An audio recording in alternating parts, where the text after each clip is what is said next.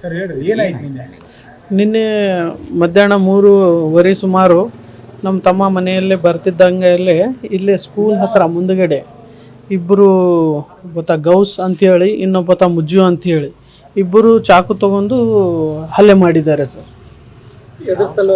ಅದು ಅವ್ರದ್ದು ಹಳೆ ದ್ವೇಷ ಬೇರೆಯವ್ರ ಮೇಲೆ ಇದ್ದಿರೋದು ನಮ್ಮ ತಮ್ಮನ ಮೇಲೆ ಇದು ಮಾಡ್ತಾ ಇದ್ದಾರೆ ಸರ್. ಅವರು ಏನು ಬೇರೆಯವ್ರ ಮೇಲೆ ದ್ವೇಷ ಅಂತಂದರೆ ಅವರು 2 ತಿಂಗಳ ಹಿಂದೆಗಡೆ ಅವ್ರ ಅಣ್ಣಗೆ ಹೊಡೆದಿದ್ರು ಒಬ್ಬರು. ಅವ್ರು ಹೊಡೆದಿದ್ರು ಗೌಸ್ ಅವ್ರ ಅಣ್ಣಗೆ ಹೊಡೆದಿದ್ರು. ಆ ಹೊಡೆದಿರೋದು ದ್ವೇಷ ಅದರೊಳಗಡೆ ನಮ್ಮ ತಮ್ಮ ಯಾವುದೇ ಥರದ್ದು ಇನ್ವಾಲ್ವ್ ಇದ್ದಿಲ್ಲ. ಅದೆಲ್ಲ ಬಿಟ್ಟಿದ ನಂತರ ನಮ್ಮ ತಮ್ಮಗೆ ತಗೊಂಡು ಟಾರ್ಗೆಟ್ ಮಾಡಿದ್ದಾರೆ. ಹೊಡೆದವನು ನಮ್ಮ ತಮ್ಮನ ದೋಸ್ತ್ ಅಂತೇಳಿ ನಿಮ್ಮ ದೋಸ್ತರು ಎಷ್ಟು ಜನ ಅದಾರಲ್ಲ ಅಷ್ಟು ಜನಗೂ ನಾವು ಕೊಲ್ತೀವಿ ಅಂತೇಳಿ ಬೆದರಿಕೆ ಹಾಕೊಂತ ಇದು ಮಾಡಿದ್ದಾರೆ ಸರ್. ಅವರು ಇಸ್ಮಾಯಿಲ್ ಹೊಡೆದಿದ್ದ ಸಂಬಂಧ ಅವ್ರು ರಿವೆಂಜ್ ತೆಕ್ಕೊಳ್ಳೋ ಸಲುವಾಗಿ ಇದು ಮಾಡ್ತಾ ಇದ್ದಾರೆ ಸರ್. 2 ತಿಂಗಳ ಹಿಂದೆ ನಮ್ಮ ತಮ್ಮಂದು ಏನೂ ಸಮಸ್ಯೆ ಇರಲಿಲ್ಲ. ನಮ್ಮ ತಮ್ಮನ ಸಮಸ್ಯೆ ಒಂದೇ ಏನಂದ್ರೆ ಹೊಡೆದಿದ್ದವನು ಅವ್ನ ದೋಸ್ತ್ ಇದ್ದಂತ ಸರ್. ಅವ್ನ ದೋಸ್ತ್ ಇದ್ದಿರೋ ಸಲುವಾಗಿ ಅವ್ನ ದೋಸ್ತಿಗೂ ಹೊಡಿಬೇಕು, ನಾವು ಅವ್ನಿಗೆ ಅಷ್ಟೇ ಹೊಡೆದಿಲ್ಲ ಅವ್ನ ದೋಸ್ತಿಗೂ ಹೊಡಿತೀವಿ ಎಲ್ಲರಿಗೂ ಅಂತ ಹೇಳಿ ಅವ್ರು ಇದು ಮಾಡಿ ಹೊಡೆದಿದ್ದಾರೆ ಸರ್. ಹೊಡೆದವನು ಜೈಲಲ್ಲಿ ಇದು ಮಾಡಿದಾರಂತ ಸರ್.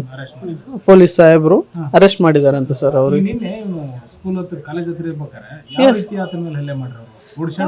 ಓಡಿಸ್ಕೊಂಡು ಓಡಾಡಿ ಹೊಡೆದಿದ್ದಾರೆ ಸರ್. ಇಲ್ಲಿಂದ ಅಲ್ಲಿ ತನಕ ಪೂರ್ತಿ ಬ್ಲಡ್ ಬಿದ್ದಿದೆ ಸರ್.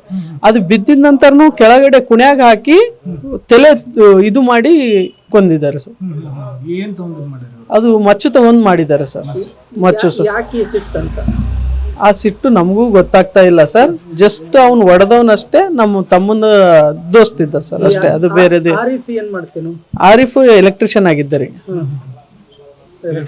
ಎಲೆಕ್ಟ್ರಿಷಿಯನ್ ಇದ್ದ. ಮನೆಯಲ್ಲಿ ಯಾವುದು ಒಂದು ನೆಗೆಟಿವಿಟಿ ಇಲ್ಲ ಸರ್ ನಮ್ಮ ತಮ್ಮಂದು ಇದುವರೆಗೂ.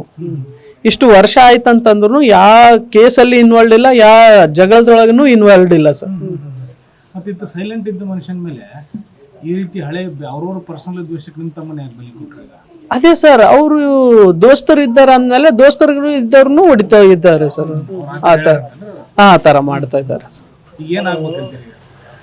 ಈಗ ನಮ್ಮ ತಮ್ಮಗೆ ಆಗಿದ್ದ ಪರಿಣಾಮ ಅವ್ರಿಗೆ ಆಗ್ಬೇಕು ಸರ್. ಅವ್ರಿಗೆ ಗಲ್ಲಿಗೆ ಏರಿಸ್ಬೇಕು ಸರ್. ಅವ್ರಿಗೆ ಗಲ್ಲಿಗೆ ಏರಿಸಿದ ನಂತರ ಬೇರೆಯವರು ಮತ್ತೆ ಮಾಡಲು ಪ್ರಯತ್ನಿಸಿದಿರಲಿಲ್ಲ ಸರ್ ಯಾರನ್ನು. ಅವ್ರಿಗೆ ಮತ್ತೆ ಏನ್ ಮಾಡ್ತಾರೆ ಸರ್, ಈಗ ಹೋಗಿ ಸೀದಾ ಸರೆಂಡರ್ ಆಗ್ತಾರೆ. ಸರೆಂಡರ್ ಆದ್ಮೇಲೆ ಅವರು ಇದು ಅದು ಅಂತೇಳಿ ಬರ್ತಾರೆ ಕೋರ್ಟಲ್ಲಿ ಬೇಲ್ ಕೊಡ್ತಾರೆ. ಹೊರಗಡೆ ಬಂದು ಮತ್ತೆ ಅದೇ ಅವರು ಬಾಯಿಗಿರಿ ಮಾಡ್ತಾರೆ. ನಿನ್ಗೆ ಹೊಡಿತೀವಿ, ಅವ್ರಿಗೆ ಹೊಡಿತೀವಿ, ಇವ್ರಿಗೆ ಹೊಡಿತೀವಿ ಅಂತ ಹೇಳ್ತಾರೆ. ಯಾರು ಆರೋಪಿಗಳು ಇದ್ದಾರಲ್ಲ ಸರ್ ಅವ್ರಿಗೆ ಗಲ್ಲಿಗೆ ಏರಿಸ್ಬೇಕು ಸರ್. ನಮ್ದು ಅದು ಒಂದೇ ಇಚ್ಛೆ ನೋಡ್ರಿ ಸರ್. ಅವ್ರು ಏನು ಮಾಡೋದಿಲ್ಲ ಸರ್, ಬರೀ ಅವಾರಗರ್ದಿ ಮಾಡ್ಕೊಂತ ಇರೋದು. ಗಲ್ಯಾಗ ಎಲ್ಲ ಅದೇ ಸರ್, ಓಡಾಡೋದು, ಮಚ್ಚು ತಗೊಂಡು ಓಡಾಡೋದು, ಆ ತರ ಮಾಡೋದು. ನಿಮ್ಮ ತಮ್ಮ ಮತ್ತೆ ಈಗ ಆರೋಪಿಗಳು ಅವರು ಮುಂಚೆ ಫ್ರೆಂಡ್ಸ್ ಸರ್. ಅವರೆಲ್ಲ ಮುಂಚೆ ಅವ್ರಿಗೆ ಟಚ್ ಅಪ್ ಇಲ್ಲ ಸರ್. ಆ ಹುಡುಗ ಅಷ್ಟೇ ಫ್ರೆಂಡ್ ಇದ್ದಾನೆ ಸರ್. ಏರಿಯಾ ಹುಡುಗರು